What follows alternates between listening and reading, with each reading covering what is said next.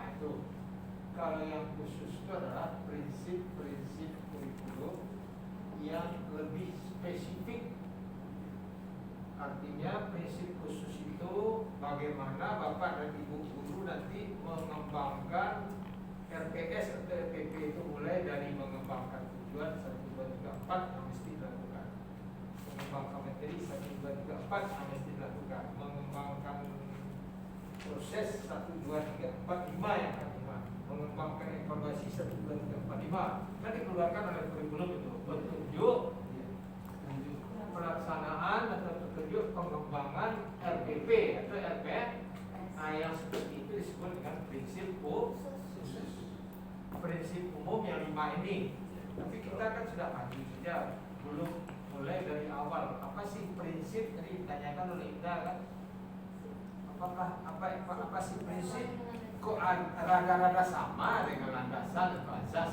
Tapi pembekalan mesti tegas menjelaskan itu. Menurut saya prinsip itu ini, yang landasan itu ini kan. Nah mungkin dia sama, karena mungkin 2 materi kan. Tapi ada yang merasakan sama. Bagaimana itu? Gimana jawabnya? Kalau menurut Bapak dan Ibu apa yang dimaksud dengan prinsip? Atau saya buat analogi satu dulu. Ada di dalam buku Profesor Nasution, buku Azas-Azas Mengajar, beliau menyebutkan azas-azas mengajar itu antara lain individualitas, kooperatif, keperagaan. Nah, apa maksudnya itu? Individualitas, kooperatif, keperagaan. Mungkin bisa ditambah dengan yang lain. Menarik dan bervariasi, pembelajaran yang menarik dan bervariasi, menguasai isi pembelajaran. Itu prinsip-prinsip mengajar. Apa maksudnya itu? Sesuatu yang harus ada. Sesuatu yang harus dilakukan oleh guru dalam mengajar. Individualitas itu guru mengajar harus memperhatikan perbedaan individu peserta di. Itu yang dimaksud dengan individualitas.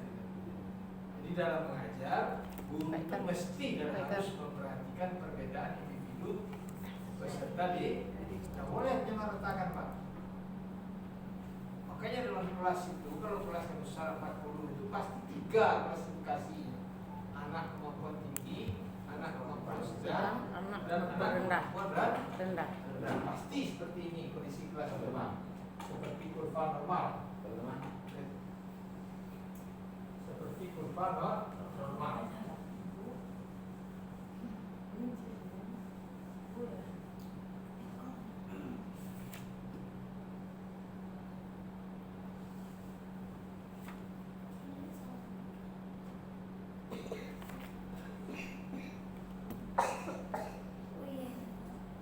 Banyak yang mempunyai kemampuan sedang, ada sedikit anak yang mempunyai kemampuan tinggi, dan ada pula sedikit anak yang mempunyai kemampuan lambat, slow linear. Itu kondisi kelas. Jadi makanya kalau kondisi kelas seperti itu mesti ada remedi. Mesti ada remedi. Kalau untuk anak yang seperti ini,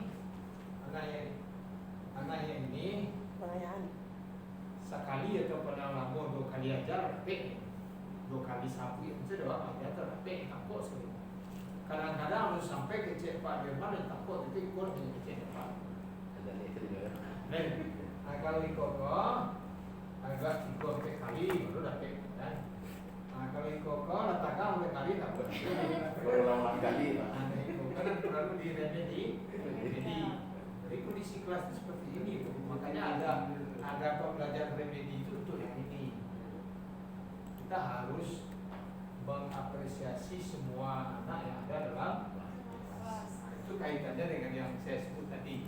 Prinsip mengajar itu salah satunya adalah individualitas. Guru itu harus memperhatikan perbedaan individu. Kemudian kedua yang disebut oleh nanti cari juga lah walaupun buku itu buku lama tapi banyak manfaatnya untuk guru, dosen. Memang buku lama itu azas-azas mengajar karena profesor saya itu sudah wafat. Saya semester 3 wafatnya. Tidak ada cetak ulang azas-azas mengajar. Bisa juga saya bawa dengan azas-azas mengajar. Di situ dijelaskan hal-hal yang harus menjadi perhatian seorang guru di dalam mengajar. Nomor 2 yang saya sebut kooperatif. Apa maksudnya itu?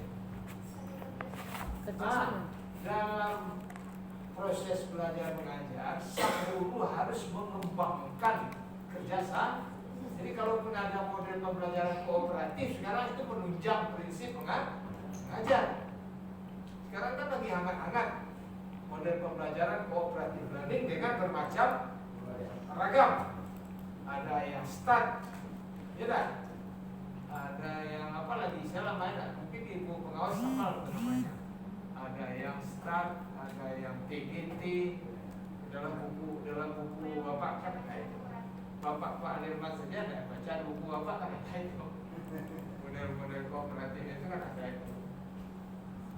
Jadi kooperatif learning itu sebenarnya mendukung prinsip mengajar. Jadi kalau guru tidak mengembangkan belajar kelompok, itu berarti dia tidak menerapkan prinsip mengajar.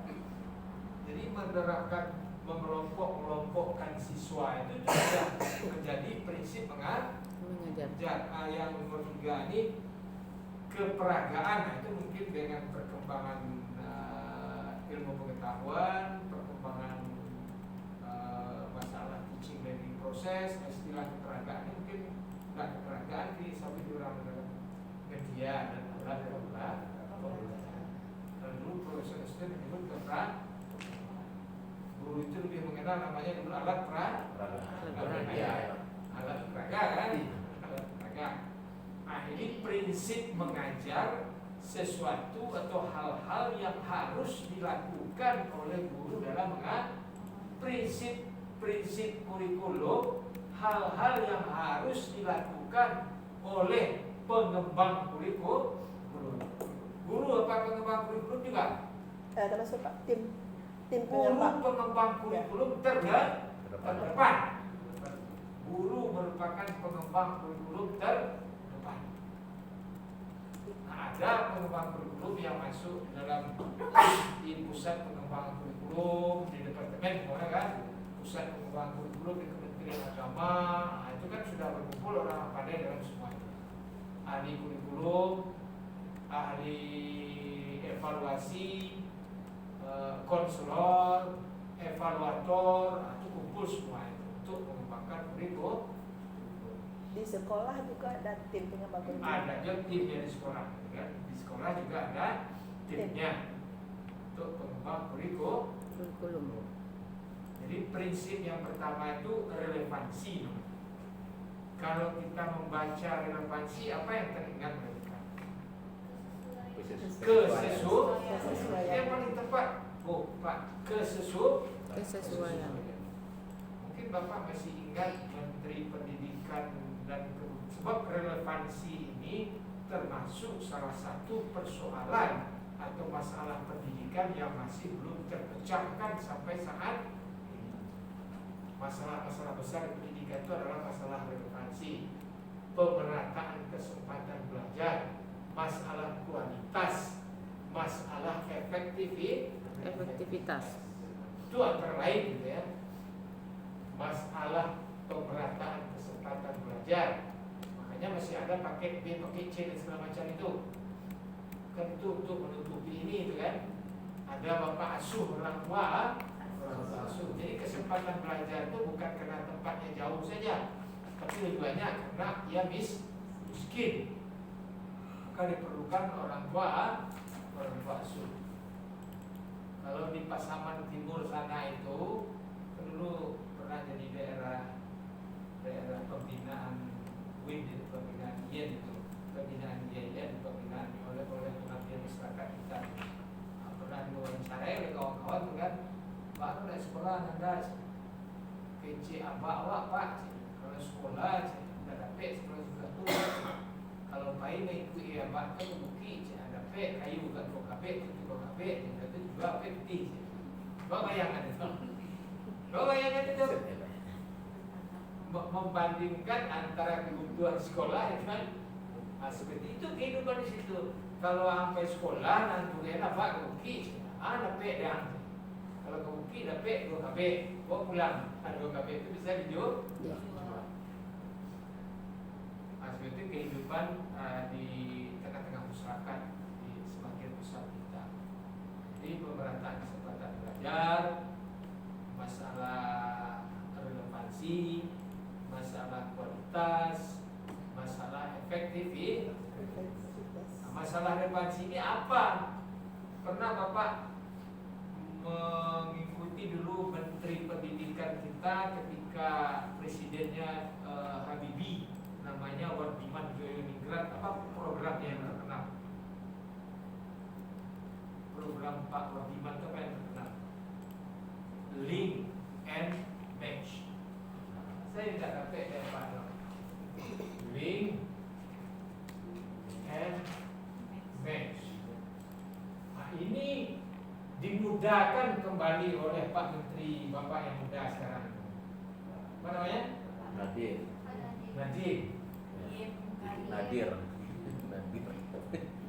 Bisa mahasiswa kita ke perguruan tinggi lain 3 semester. Itu dalam rangka ini sebenarnya link and match.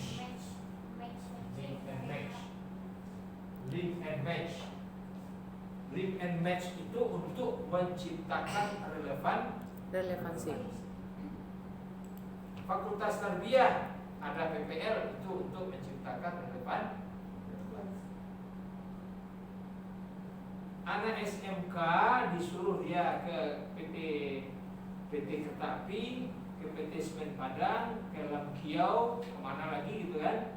Nah, itu gunanya untuk menciptakan relevansi. Apa relevansi yang mau diciptakan? Apa yang diperolehnya di sekolah itu mesti cocok dengan apa yang akan dikerjakannya di lapangan nanti. Itu yang kurang terjadi sekarang. Sehingga anak yang tamat canggung dia menghadapi pekerjaan adalah anak fakultas tarbiyah mesti diperlama dia di lapangan. Semakin lama dia di lapangan, semakin mantap dan matang dia menjadi guru. Anak SMK semakin banyak dia diberikan peluang untuk magang, semakin terciptakan relevansi dengan apa yang sudah diterimanya selama bersekolah di SMK itu akan match nanti dengan lapangan pekerjaan. Nah, sekarang relevansi yang kita bicarakan itu seperti itu sebenarnya Jadi prinsip relevansi itu ada dua, keluar dan ke dalam. Yang keluar itu maksudnya adalah pengembangan kurikulum yang disusun oleh tim di Jakarta itu mesti disesuaikan dengan peserta didik. Maksudnya apa itu? Isinya, strateginya, evaluasi kurikulumnya itu mesti dicocokkan, disesuaikan dengan kebutuhan, tuntutan, dan perkembangan pada anak. Tapi itu tidak usah kita buat-buat. Pasti itu sudah dilakukan oleh Pusbangkur Jakarta. Pasti. Tidak usah kita seuzan. Karena mereka sudah cukup situ ahli-ahlinya. Ahli pendidikannya, ahli kurikulumnya, konselornya, evaluatornya, dan lain-lainnya sudah berkumpul itu di Kemendikbud itu untuk menyusun kurikulum. Pasti dia sudah mempertimbangkan anak ini, termasuk buku pelajarannya. Kemarin saya cerita juga di kelas yang satu lagi. Saya pernah 1 minggu terlibat di kegiatan Pusbuk. Pusbuk itu ada di bawah Kemendikbud. Kami diundang atas nama IAIN. Pak Rektornya juga ikut waktu itu kalau nggak salah saya Serjudin di Cisarua kalau nggak salah dulu kami di hotel dilakukan selama 1 minggu. Nah, apa kegiatan kita situ? meneliti buku, menilai buku. Jadi kita tak usah susah Pak, buku yang dipakai anak sekolah itu sudah diteliti oleh para ahlinya, baru diturunkan kepada penerbit, baru di apa namanya di kalau jual itu bukan cetak, sebelum dicetak apa namanya? Di pasar. Layout. Bukan, orang kamu cetak itu kan banyak loh 7.000 berapa itu? Promosi. Tender. Di tender. Nah, kalau orang kan itu tahu di tender. Tapi kan ini lelang itu. Setelah buku yang dari Pusbuk itu oke gitu kan, mendapatkan evaluasi pemeriksaan dari tim, itu diundang dari UIN ada diundang, UIN Jakarta ada diundang, dari UNP diundang, dari UNJ diundang, dari Jogja, dari seluruh itu diundang. Nah, itu yang berkumpul di Cisarua itu. Berapa kebutuhan Pusbuk itu akan ahlinya akan menilai buku. Seminggu kami menyelesaikan itu sampai malam, tengah-tengah malam juga. Nah, sebab dia sudah ada petunjuknya, cara penilaian buku itu sudah ada. Kita di waktu akan mulai kita ditakar beberapa jam gitu kan di petunjuknya. Baru kita dihadapkan kepada apa yang akan ini. Nah, itu contohnya bahwa buku materi-materi pelajaran yang akan disampaikan kepada peserta didik itu sudah melalui pemeriksaan sehingga dia betul-betul sesuai dengan perkembangan, dengan kebutuhan, dengan tuntutan dari peserta didik.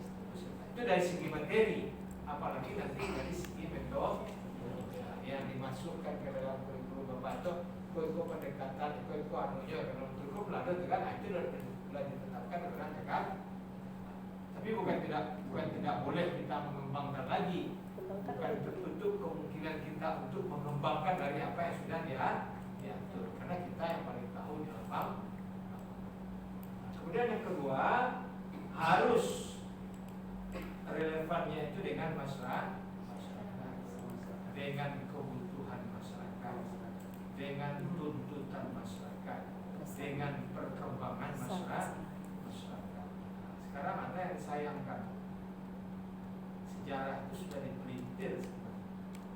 Pak Soeharto Bapak masuk lagi dalam serangan umum 1 Maret 49. Sebentar lagi akan diputar pula bahwa presiden itu sudah masuk ya kelompok PKI. Sudah itu dipelintir pula lagi yang salah bukan PKI tapi kita yang membunuh PKI, ini yang salah. Yang bahaya, yang berbahaya sekali angkatan darat kan, nomor 1 angkatan darat, angkatan laut dan lain-lain kan. Kita akan dipelintir. Bisa diubah berdasarkan kepentingan politik. Itu dia. Jadi kita perlu juga sebenarnya belajar politik pendidikan. Pendidikan kita kan dari politik itu. Ada di UNP ada mata kuliah politik pendidikan. Seharusnya membeli apa?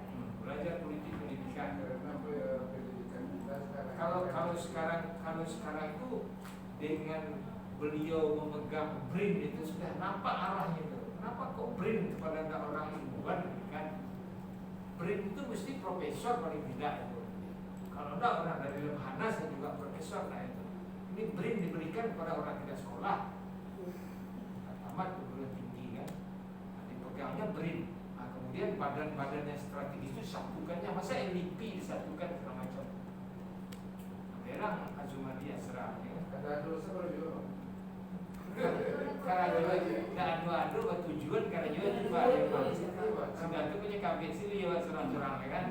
Iya, itu yang persoalan yang sekarang terjadi. Karena orang-orang pintar sudah tidak banyak berani Tidak bisa ngomong lagi dia. Kalau mau ngomong ditangkap, Iya.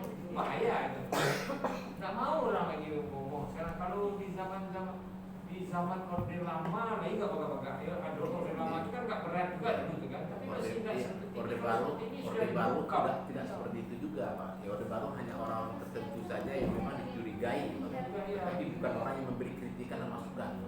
Kalau ini dibungkam namanya. Iya. Bungkam. Kalau Bapak Aliman, Ibu Yusilis masih berbahaya juga ngomong buat postingan di WA kan. Saya agak sekarang karena sudah pensiun. Apalagi apalagi kami Pak, postingan itu. Postingan kan cari ya. Besok pagi dipanggil. Jadi sekarang itulah Pak. OPS atau enggak lagi? Itu kalau yang cerita Bapak sekarang disesuaikan dengan masyarakat itu betul-betul yang real gitu kan. Jangan disesuaikan dengan masyarakat sesuai selera politik rezim. Ya. Jangan disesuaikan dengan politik rezim. Tapi betul-betul disesuaikan secara keilmuan. Sesuaikan dengan kebutuhan masyarakat, sesuaikan dengan tuntutan masyarakat, disesuaikan dengan perkembangan yang sedang terjadi di masyarakat. Kemudian yang ketiga, relevansi keluar itu, pengembangan kurikulum itu mesti merespon perkembangan kan ketiga kan tadi. Nah, itu yang dimaksud dengan kesesuaian keluar, kesesuaian kepada tiga hal, kepada peserta didik, kepada masyarakat, dan kepada perkembangan Kalau tidak disesuaikan dengan perkembangan kita berbahaya Pak. Kita itu majunya kita itu seperti ini Pak.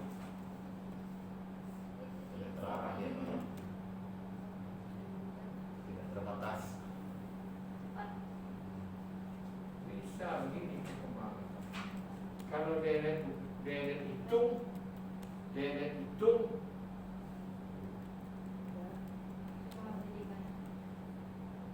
dan seterusnya, teratur naiknya kan. Ini nih, perkembangan ilmu seperti deret ini, deret ukur, bukan seperti deret ini. Ini yang mesti direspon oleh pengembangan kurikulum. Pengembangan kurikulum ini yang mesti direspon oleh pengembangan kurikulum, dan itu pekerjaan yang paling berat. Itu pekerjaan yang paling berat. Sehingga layar komentar ibu kan, kok kurikulum kok lu jali dari panci di guru dari kali dan lain sebagainya.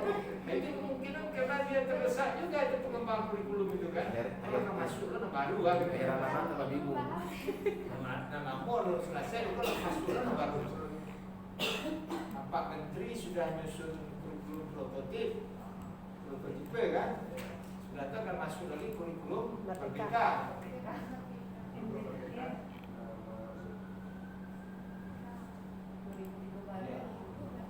Ya, kalau kalangan kampus sementara ini Bapak dan Ibu kurang yakin ya dengan menteri ini, Menteri Pendidikan ya, kurang yakin ya, karena tidak berlatar belakang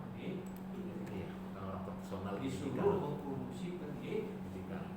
Makanya profesor-profesor di berbagai, boleh dikatakan hampir di berbagai perguruan tinggi, termasuk profesor-profesor kurikulum, ngomong nanti bisa salah urus nih katanya. Bukan nanti Pak, kan kenyataan. Setelah kenyataan. Udah mulai salah urus. Kita mau bagaimana sekarang? Mau ngomong tangkap, Jadi mungkin nggak ngomong anak cucu kita teraniaya. ya mungkin itu Pak, kembali lagi kepada tahun-tahun sebelumnya yang mulai bergerak itu ya dari kampus Pak. Yang mulai bergerak dari kampus, bahwa itu adalah orang-orang yang bisa membuat Tapi kampus dibungkam Iya. kampus dibungkam sekarang, ada tim buzzernya itu. Jadi tokoh-tokoh misalnya ketua dewan dan ketua itu biar dibuat dan bergerak di kampus sekarang. Dikasihnya ini. Iya, itu Bahaya itu. Jadi idealisme dewan mahasiswa itu sudah dibeli Pak ya. sudah Dibeli. Kalau demo mahasiswa yang kena rektor. Hah? Kalau demo mahasiswa yang kena rektor. Rektornya itu sudah dipegang sekarang. Iya. Sudah hampir semua rektor dipegang. Ya, karena itu tadi, kalau mahasiswa punya prinsip seperti dulu bahkan bisa bergerak, karena yang bisa membuat sebuah perubahan reformasi itu hanya mahasiswa Pak. Ya, kalau kita hanya berpaku kepada para birokrat seperti kami lah Pak, ya memang tidak bisa Pak. Apalagi hanya takut rektor takut hilang jabatan, biarin ya rektor hilang jabatan demi masa depan anak kita kan. Kenapa kita harus takut? Rektor nak mau bertanggung jawab apa kodo? Biarin aja rektor hilang jabatan daripada masa depan generasi kita hancur gitu kan ya. Kalau kami di militer itu kan menyesuaikan nanti di lapangan gitu. Di WA tadi dibaca Intinya. sudah mulai ngumpul-ngumpul orang-orang apa ya, tokoh-tokoh itu sudah ngumpul sekarang. Sudah ngumpul berbicara soal keadaan yang gawat ini. Gitu. Tapi udah mulai dari awal tuh sudah nampak. Tapi kan masyarakat kan masih apa Pak? Masyarakat belum percaya kan. Tapi dalam realitas sekarang sudah nampak gitu kan. bukan itu lagi, Pak. Itu kan udah realitas gitu kan. Ya.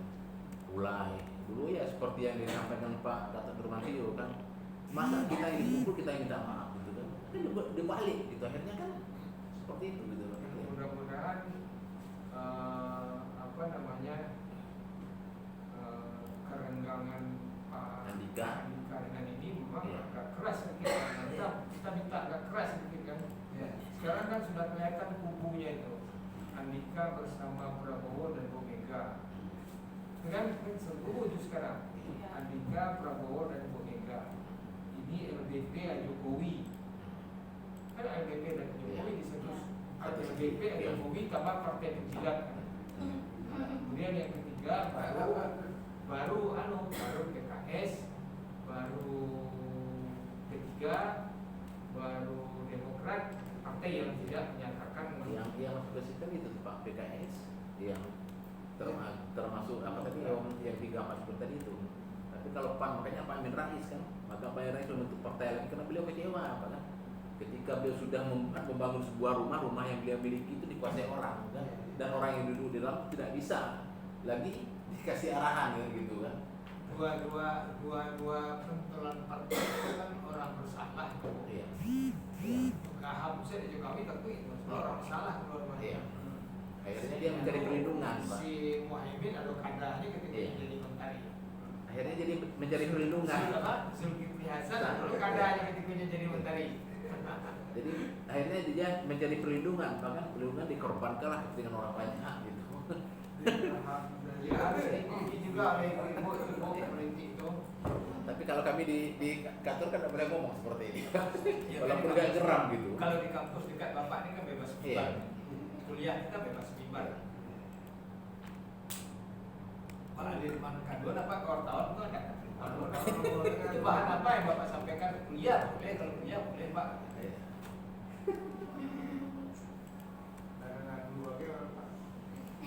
Itu yang pertama ya. Kemudian kita bicara tentang relevansi di dalam. Nah, ini lebih banyak kepada pengembang kurikulum terdepan nih ceritanya.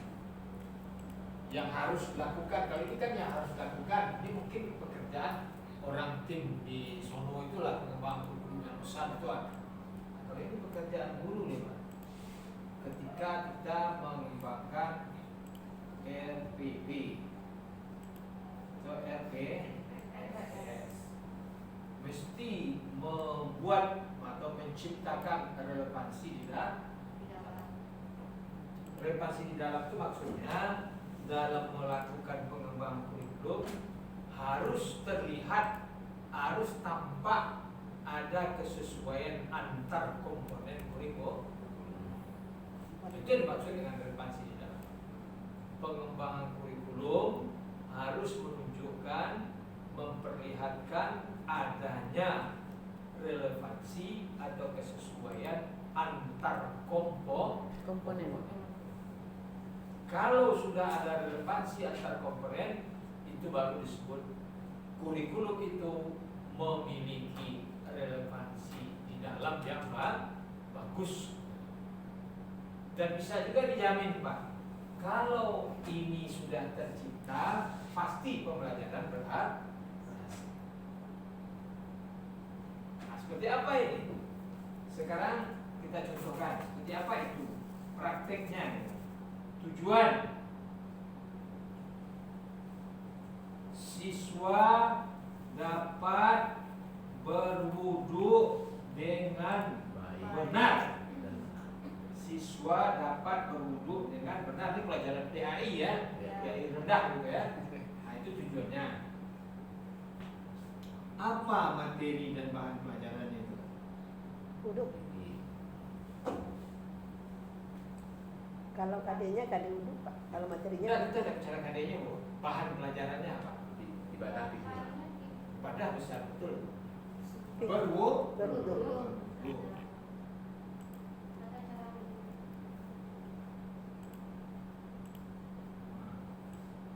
Kalau seperti ini artinya antara T dengan B sudah sesuai. Kemudian apa metodenya itu? Demonstrasi. Demonstrasi. antara tujuan sudah cocok dengan Metode. tadi tujuan cocok dengan bangkai. Sekarang tujuan cocok dengan Metode. Kemudian apa evaluasinya itu? Anak-anak Siswa dapat sudah menyesuaikan. dengan baik. Sesuaikan antara teori Dengan benar. pelaksanaan. Apa evaluasinya itu? Penilaian psikomotor bisa sih Pak. Apa evaluasinya itu? Lalu tetap dia tadi. Siswa dapat memperagakan paronya. Evaluasi kalau betul. Praktek. Sini saya belajar evaluasi di Pak Dili kan. Halo Pak. Harus evaluasi. Ikut ya. Bisa dibawa. Prakteknya ya. Apa evaluasinya itu? Kalau ikor cocok di kuah, ikor cocok di kuah. Antara tujuan di kuah, lalu dapat. Evaluasinya berhasil Pak. Iya. Macam-macam evaluasi. Tinggi. Tentang capaian. Evaluasi. Apa tenang ya? Kemajuan.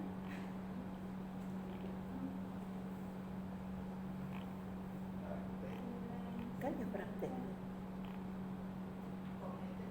Jadi ujian sudah praktek bisa. Itu. Betul kan? Tes tertulis, praktek. Praktek. Praktek. Dan kerana yang dikehendaki adalah bentuk seperti kata ibu tadi apa? Demonstrasi. Psikomotor. Ini kan actionnya. Iya. Kalau kita tanya tertulis itu adalah tepat. Jadi evaluasinya dalam bentuk Praktek. Kalau evaluasi itu ada yang tes dan ada yang non tes. Kalau yang tes ada tertulis, ada pilihan ganda, ada isian dan macam-macam. Kalau yang non tes ada observasi, ada wawancara, ada portofolio dan macam-macam. Itu nanti kan ibu. Kalau ibu dibantu saja menyebutkan isinya yang disebutkan siswa dapat, tapi tidak tepat itu mesti disuruh anak itu ke depan untuk mempraktekkan nilai gitu kan, sesuai dengan kriteria yang kita bu. Jadi kita coba tukar bu, coba tukar.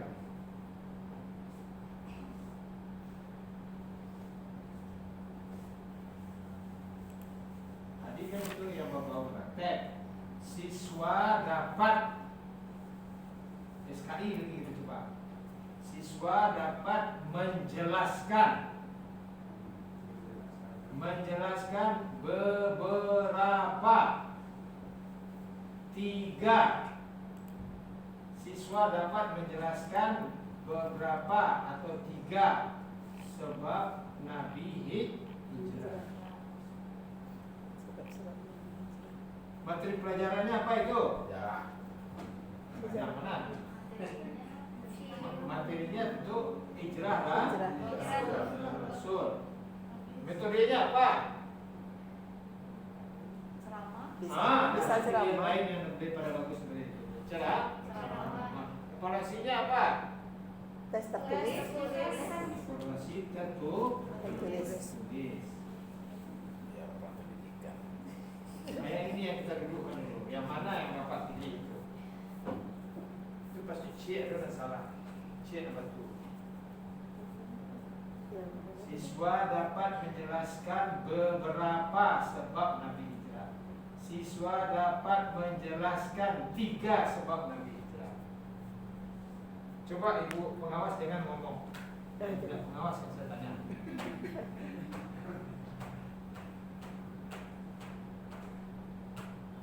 Mana yang betul? Yang beberapa yang betul. Kata yang betul. Yang beberapa tidak. Kalau yang beberapa nanti ibu atur ketika kita memeriksa hasil tesnya, ibu harus dialena nanti dia menjawab 7. Apa Antoni menjawab 5. Apa Anirman menjawab 3. Nah mana jadi tinggi nilainya? Tidak bisa. Ya, Alat banyak salah. ukur. Beberapa, 7 beberapa, 3 juga beberapa. Kata ibu pengawas, kalau menulis pertanyaan itu, menulis tujuan itu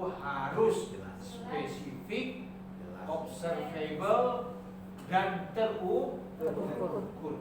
Kalau sekarang Pak di tujuan pembelajaran itu dituntut tujuan istilahnya tujuan KD. Artinya di dalam tujuan pembelajaran itu harus tergambar KD, kemudian digambarkan metode kita pakai, kemudian tergambar di sana karakter yang ingin kita capai. Lebih tajam lagi permintaan sekarang. Tampak karakter yang dituntut dari tujuan itu tidak hanya sekadar spesifik dan operasional. Yang disebut operasional tadi dapat diukur. Kalau tigo itu kan dapat tigo ya harus tigo nyobek. Kalau nyobek 2 berarti nilainya 7,5 kan lah apa? Dapat upah tulis kita kan tapi kalau beberapa itu tidak terukur namanya itu uncountable namanya. Uncountable.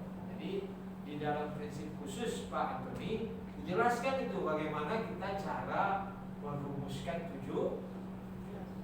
Antara lain pasti disebutkan situ tujuan itu harus spesifik dan operasional. Itu naringan siapa contohnya beberapa dan jadi buatun salah tadi itu pasti tidak. Jawabnya nanti mesti 3. Yang seperti ini namanya sudah memiliki relevansi di dalam. Itu sangat penting ini bagi guru nih Pak. Kalau ininya compang-camping, pasti pembelajarannya hasilnya juga compang. Tapi kalau RPP-nya itu sudah menggambarkan ada relevansi antar komponen, pasti pembelajarannya dijamin itu Pak. Jadi kalau pengawas biasanya kan berisa-berisa itu dia itu. Kalau sekolah berisa-berisa itu tuh. RPP-nya juga di guru kok lai ada relevansi antar komponennya itu. Tujuannya A. Sudah tuh materinya C kan. Kalau sekarang tujuannya A, materinya juga A itu. Karena memang soal yang ditanyakan adalah soal sebab hijrah Rasul, yang menjadi materinya adalah hijrah Rasul. Kalau ceramah tepat dilakukan karena memang itu adalah fakta, cerita, memang harus diceritakan itu. Rasul hijrah itu memang menyampaikannya harus dengan ceramah. Mungkin ceramah pakai bantuan yang lain juga bisa. Dan kemudian evaluasinya mesti tertulis. Jelaskan, tuliskan 3 sebab Nabi hijrah. Itu nanti dievaluasinya. Itu baru 1 Pak Alinman. Baru 1 kita berbicara soal relevansi. Kemudian yang kedua,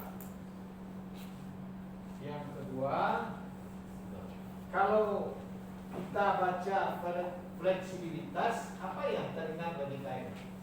Prinsip yang berkenaan dengan apa kira-kira itu? Bisa menyesuaikan, fleksibel. Penyesuaian berdasarkan situasi ya. Berubah-ubah. Ya kan sering juga dalam omongan sehari-hari kan si Sian itu orangnya agak fleksibel. Kan sering juga dalam omongan sehari-hari kita gitu kan. Apa maksudnya fleksibel di sini? Penyesuaian berdasarkan situasi Pak. Penyesuaian. Ya, penyesuaian berdasarkan situasi itu kalau dibuat satu kata saja apa? Tidak kaku. Tidak kaku. Fleksibel. Atau lentur.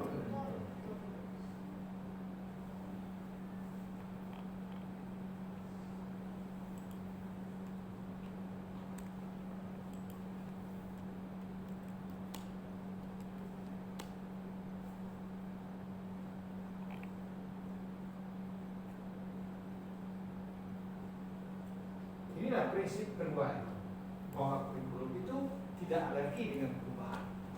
Kurikulum itu harus bersifat lentur. Kurikulum itu harus tidak Kaku. Apa yang menyebabkan dia harus lentur itu? Kalau disandingkan dengan ini,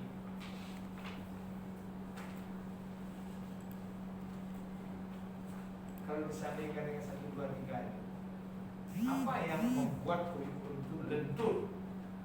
Apa yang membuat salah satu prinsip kurikulum itu adalah fleksibilitas. Kalau disandarkan dengan Kalau tatap saya kurikulum kau kini kau tatap saya 10 tahun 20 tahun dengan tak ada yang terjadi. Apa yang akan terjadi? Coba ibu bisa bayangkan apa yang akan terjadi kira-kira? Sama mandek pendidikan. Mandek pendidikan terus spesifik jawabnya. Apa yang akan terjadi? Coba sebutkan apa yang akan terjadi. Ketinggalan zaman. Sudah mendekat sedikit. Kalau tatap sih kurikulum tentu apa yang diterima oleh murid awak adalah hal-hal yang sudah out of date atau hal-hal yang expired. Expired. Tidak. Kan iya kan? Iya. Jadi kau kuncinya kau tidak bisa diambil tu. Kau tidak bisa dia. Karena ini tidak bisa diambil, dia akan mempengaruhi kepada materi pembelajaran. Apalagi ada perkembangan metodologi pembelajaran, dia juga akan berpengaruh pada betul. Makanya kurikulum itu dalam kata profesor saya tadi, ibu pakai buku siapa? Salah satu di antaranya ibu pakai buku cari prinsip ini. Kalau di buku Oliva ada kan? Di buku Oliva ada. Buku Indonesia itu buku siapa yang pakai? Jangan-jangan buku profesor saya. Sumadinata. Hah? Tak Sumadinata tadi. Iya, Pak Nana. Kalau kami panggilnya Pak Nana almarhum. Promotor 2 Bapak itu almarhum Nana Saudi Sukmadinata. Orang Saudi Pak ya. Orangnya tak pernah kerja, kalem gitu kan. Anak Saudi. Meninggalnya itu ketika asisten saya S2. Ada Anto yang dosen terbiah itu.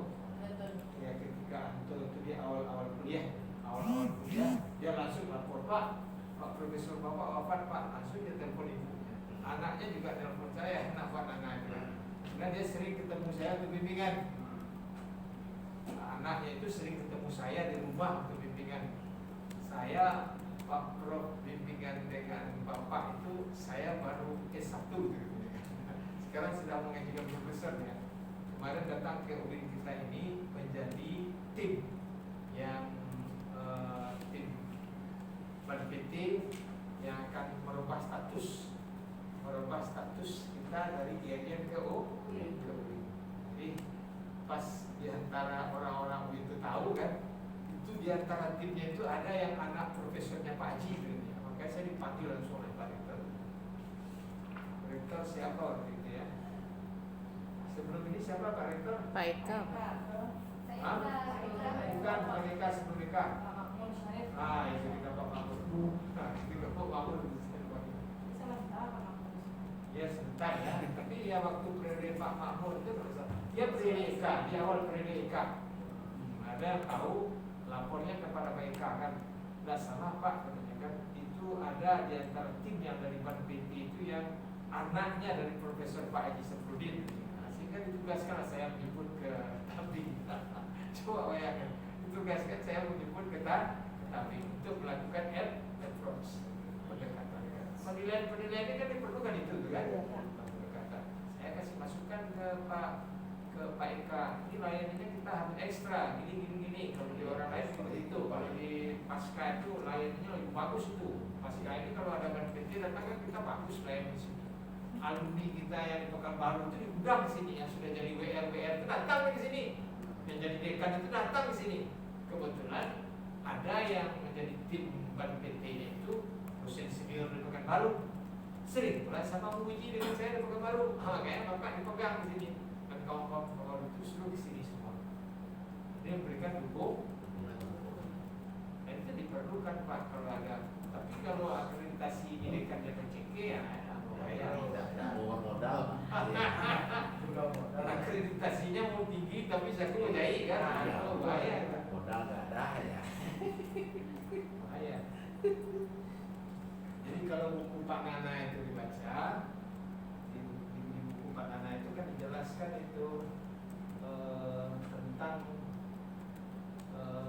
fleksibilitas itu. Dan pernah juga ya kawan bertanya, Pak, idealnya kurikulum itu berubahnya sekali berapa tahun Pak? Kan tadi cerita kita kan kok tarifnya kurikulum pasti yang diterima out of date atau Expired. ya dari sekali barang. Jadi kata Profesor Nana itu dalam kuliah dibuatnya gambar gitu kan, ini kan.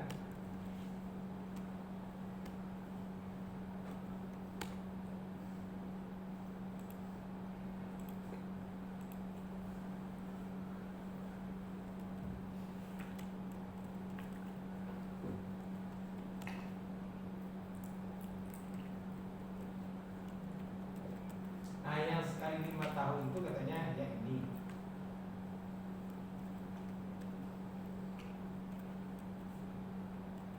Berubah kurikulum itu membatang kadangan dan akar-akarnya kan sekali dua. Kalau yang di sini nanti ada perubahan ada masalah.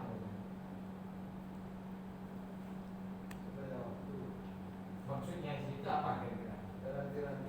Apa maksudnya itu apa? Komponen-komponen kurikulum. Ya komponen-komponen kurikulum yang terkecilnya misalnya apa di strategi gitu kan? Bisa aja berubah. Tapi perubahannya ini yang besar ini mesti diawali dengan evaluasi. Tidak ada ceritanya. Sekarang bagaimana akan mengharapkan ini? Karena kalau kita berbicara evaluasi, ini saja semua itu. Oh, utang. Nggak mungkin terjadi evaluasi kurikulum. Punya ubah-ubah seorang sendiri. Yang agak-agak saya di belakang meja. Kalau perubahan kurikulum itu idealnya kalau kita Indonesia ini kan ada 33 provinsi. Menurut metode penelitian itu pasti pakai wakil timur, wakil tengah, wakil barat. Nah, sekian timur, habis sekian barat, sekian itu yang dievaluasi melalui sampel gitu ya, melalui sampel. Nanti hasil evaluasinya itu dipelajari, dianalisis, di mana di SWOT analisis. Mana kekuatan, mana kelemahan, apa peluangnya, apa tantangannya nanti gitu kan. Nah, kemudian baru dirancang kurikulum baru. Setelah dirancang kurikulum baru, nanti diuji coba. Sudah itu baru diimplementasikan. Para kegiatan atas sabu dapat itu. Ada 6. Ada 6. A6 itu 6 ikut, Pak. Berarti tidak pernah Ada Bu kurikulum yang dulu ada, sebelum kan 13 ada evaluasi. Kan 13 ada evaluasi. Sebelumnya KTSP itu juga ada evaluasi. Kurikulum 75 ke 84 itu ada evaluasi. Dilakukan oleh Kemendikbud karena negara waktu itu normal. Cuma ada yang agak panjang sedikit, ada yang agak dekat-dekat ke yang ideal kata Profesor Bapak tadi. Kalau ibu pelajari sejarah perkembangan kurikulum itu, yang pertama kurikulum itu kan 47, sudah itu 52.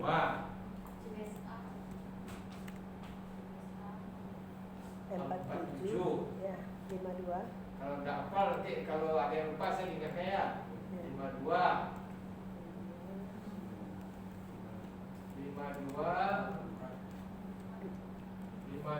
itu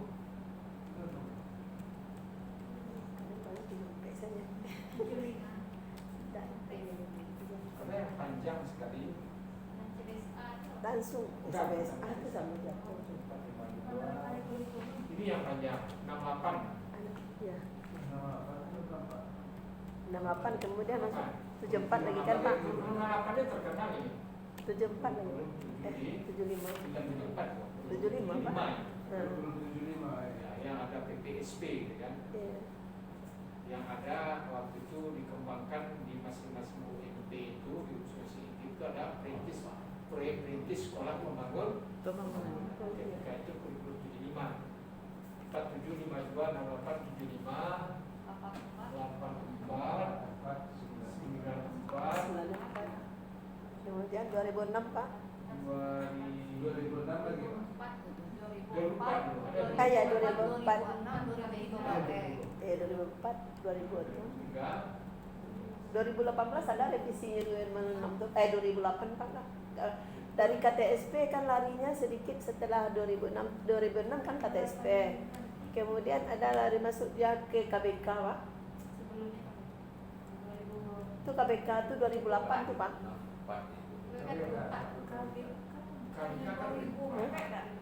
KBK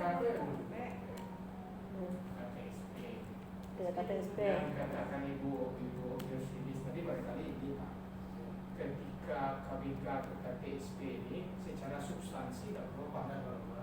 Cuma ketika ada rapat DPR, kata Profesor saya pernah tanya, kenapa kok jadinya jadi KTSP Pak? Coba baca KTSP itu, pasti di dalamnya menceritakan Tentang apa? kompetensi Kompetensi, Pak. Tapi sudah terlanjur waktu itu di rapat itu disebutkan kurikulum berbasis kompetensi gitu ya. Oke, diketok palu oleh ketua sidang kan, nah, berubah nama jadinya ke KTSP. Ini Pak, nah ini coba ini jadi pertanyaan ini. Kenapa tidak dia? Kenapa 52 sudah 68? Karena politik di dalam negeri. Apa yang menyebabkan tidak ada perubahan kurikulum? Ada PRRI, ada Permes, ada DI tahun 57, Terakhir ya PKI itu Pak. 57 kan? 65 PKI. 7, tapi di sini tidak apa-apa Pak, sesudah 65 ada G30 PKI, normal nih berubahnya ke 68.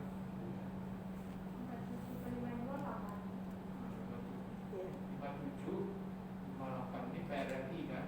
Nah, ini pemberontakannya terjadi di tahun ini. Pemilihannya itu sampai berapa tahun? Yang antara Pak dan Ibu itu aja Pak lama.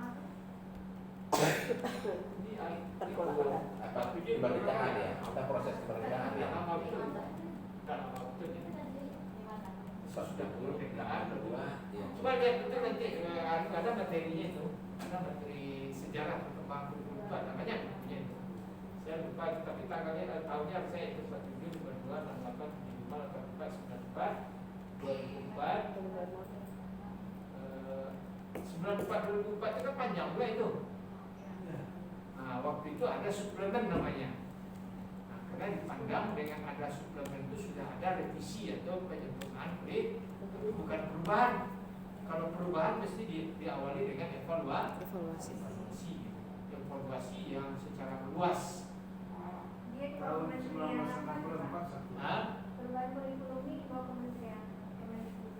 Kemendikbud, kerjaan Kemendikbud, pekerjaan Kemendikbud. Ya, orang Nanti Kementerian Mekaring. Agama tidak ada. Oh, kalau orang Kementerian Nama dia Dirjen Pendis, apa Pak. namanya makmum, tapi makmumnya masbuk. Terlambat ya. Kita kalau berubah nanti kurikulum orang buin, nah Baru kita disesuaikan. selisihnya setahun atau 2 tahun gitu kan. Dan selisih itu setahun 2 tahun lah. Karena kita tidak ada tim yang menangani. Kalau di itu dia punya pusbangkul, pusat pengembangan kurikulum yang diisi oleh orang-orang yang kompeten. Kalau kita punya Direktorat Jenderal Pendidikan Islam, nah, boleh Bu In nanti kalau sudah jadi dekan atau pendidikan ke Hampir dekan, sama. hitung-hitung jumlah orang itu. Kalau saya dulu waktu saya jadi dekan dan PR1 hafal oleh saya, dan teman-teman saya itu hafal. Kalau mati saya kan, departemen kita ini orang yang dipercayakan untuk mengelola kurikulum PTKIN saya katakan. Seluruh Indonesia ya. Departemen orang lain itu sudah sebesar itu kementeriannya lembaganya kan diisi pula oleh orang-orang yang Kompeten.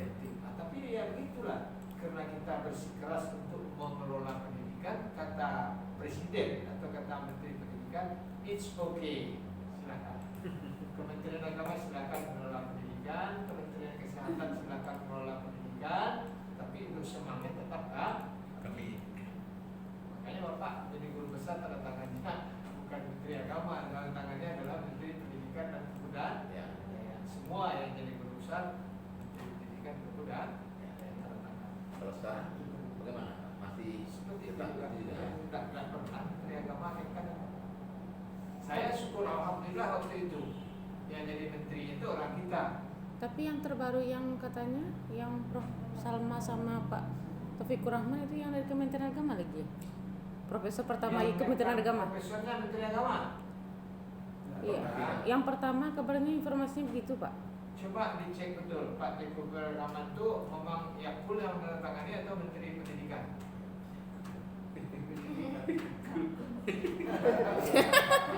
Yakul ya Pak ya. Iya.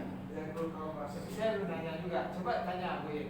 Ya Pak Teguh Rahman kan dia ada Ya, enggak. SK itu siapa tanda tangan sekarang? Kalau dulu Menteri Oh, ya, Pendidikan ada. dan Kebudayaan. Kok ada informasinya dengar informasinya. Dulu memang Jadi ada profesor di bawah aneh-aneh. kementerian pertama tuh Dulu ada aneh-anehnya begini, profesor itu tidak Iya, Nak. ke Iya kan? Kemendikbud lagi. Langsung. Ada anehnya begitu. Terakhir Iya, Pak ya.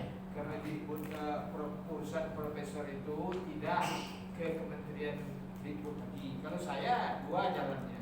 Dari sini ke Lapangan Banteng ke Di Monas. Ke Dikbud itu Jalan Sudirman. Sudirman ya. Dari Ruhintah berangkat ya ke Lapangan Banteng. Di Lapangan Banteng berhenti pula, ada tim periksa. Ketika saya itu memeriksa timnya Pak Presihab dan almarhum Suito, tim PPAK-nya. Setelah selesai di situ, oke, lewat kan, baru berangkat ya Oke, ke sudah Jalan paham. Sudir.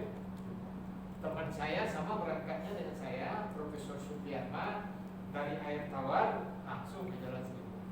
Kalau saya ke Lapangan Banteng dulu, baru ke Sudir. Tapi Pak Golo. Akhirnya Supianma dulu profesornya dari saya, karena dia satu jalan tol. Iya. Saya jalan Tiga dari Pak Golo, Pak. Tapi terakhir memang ada yang menyebut sekarang pengelolaannya sudah di kementerian masing-masing. Ibu dapat informasi dari siapa itu Bu? Bu Nana kemarin Pak. Oh Ibu Nana cerita. Iya. Tanda tangan sudah Menteri Agama. Iya, yang pertama itu kan Prof Salma. Ya, dua baru profesor Iya, itu. yang dari bawah kementerian itu informasinya yang langsung di bawah Kementerian Agama. Kan kemarin Iya. Bu Salma yang ngomong kemarin ya. Dua itu yang Menteri Agama tanda tangan. Betul lah. Berarti dikotomi juga tuh, Pak. Hah? Ya dikotomi namanya. Kan dikotomi ya. Masa ada bikin dikotomi Untuk profesor. kurikulum secara umum Indonesia Yang penting ditolak prof gitu. Mendikbud. Jadi ibaratnya yang agama yang berbau Muslim, jadi orang tidak terlalu banyak gitu Mendikbud. Tidak dikotomi itu Bu. Tidak ada dikotominya. Karena amanah undang-undang itu pendidikan memang dikelola oleh Menteri Pendidikan. Aja undang-undang nomor 20. Dan informasinya berdasarkan SK tahun 2022 ini Pak. 2022 ya? Iya. Kalau kita pahami undang-undang nomor berapa? 23 sistem nomor berapa? Undang-undang nomor 20/2003. Iya. Iya. Itu amanahnya pendidikan itu memang didik. Kalau misalnya Kementerian Agama bersikeras untuk mengelola pendidikan, silakan monggo. Depkes kan juga, Kementerian Dalam Negeri kan juga, ABRI juga, ada Akpol kan, ada Akpol, ada ABRI. Iya, ada akademinya Pak. Akademinya ada. Kita dengarkan aja.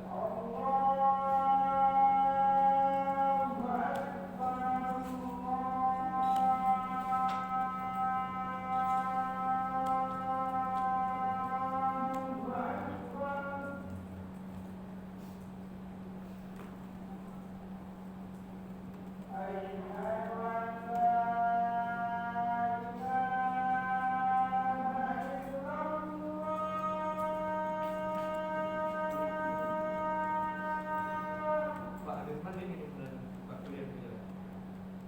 Nah, bisa aja minum dan bakteria.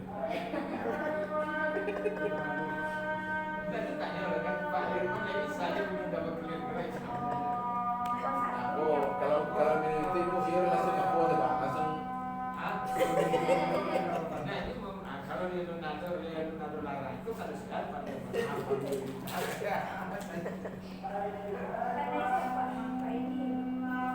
boleh kami Pak, boleh kami masih apa? Masih mantap. bisa, tapi kami mesti bisa juga.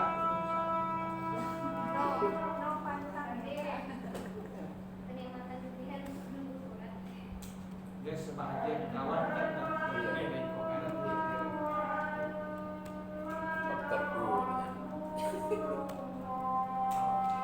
Bolehkah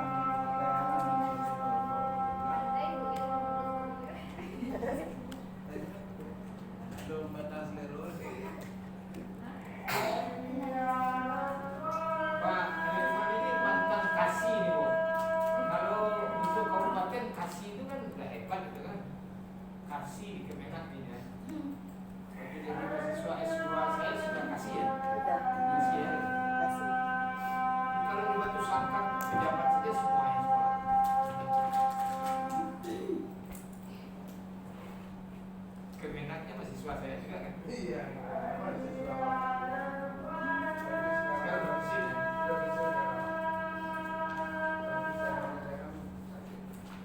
Hah?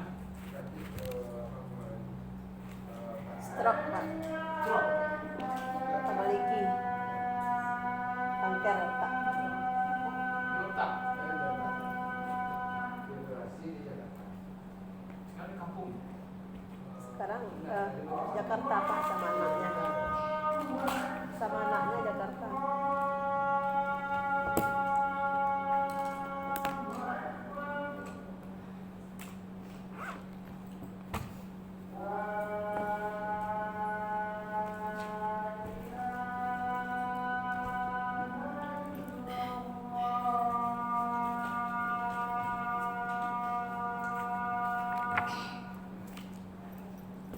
Itu makanya seperti ini kita boleh.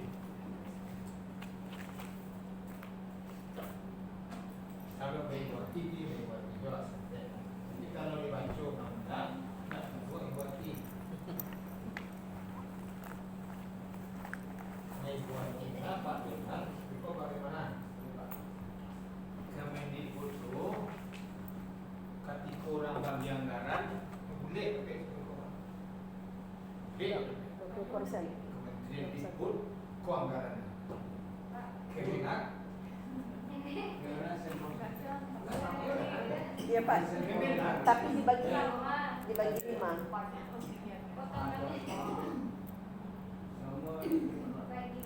enggak Pak? Kau kan paling kaya ada yang rumah. Bagi Ji, Penmat, Benamas ya. Penamas, Penmat. Ya Penmat. Ah, dulu Dimas sampai sebab. Kamu tu kan? Kau kan kamu tu kan? Agama-agama itu enggak di Penamas tuh, Pak. Bimas itu kan agama-agama itu di Bimas kan Pak? Apa? Ya Dimas namanya ya. Iya. Islam, Kak. Masih Islam. Nah, itu pendidikan Pak. Nabrok ini Pak. Pendidikan kan? Ya. Pendidikan madrasah. Pendis kan? Pendis. Pendis kok bang gila loh Pak. Ada cik lagi Pak Permas, Haji, Urais. Itu yang dibaca. Pendis. Sebanyak kan pek lah ibu ini. Mbak akan maju dari kaya. Bagilah. Satu dulu kawan dosen nama ngician adalah pek kan. Kayak itu kerja dosen luar biasa. Dokteran pakai begitu ya itu makan yang tidak semacam. Dokteran begitu kali ini begitu itu adalah pek dosen kan. Ikut dokteran mau begitu. Jadi dokteran dengan dia kan tak membayar. Tapi kalau payu ke Jambi masuk ke ruang dosen di Jambi itu apa ya? Win Jambi ya Pak. Nah, iya, Win Jambi. Atau Win Kerinci lah karena si Faisal kan dia ngomongnya. Di Jambi masuk ke ruang dosen kalau membandingkan dengan kedokteran itu namanya ini anggarannya mulia. Dia diundang Pak Mulia. Iya tuh Pak.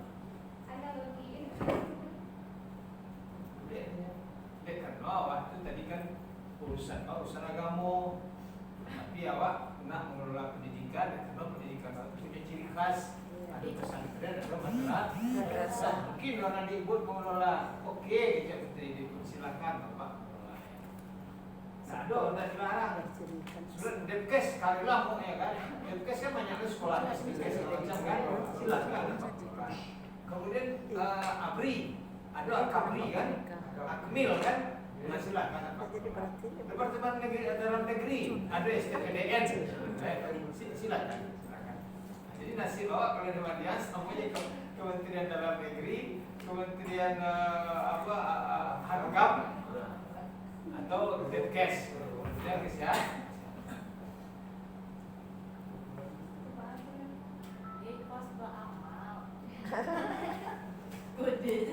Kelas beramal ya Bu.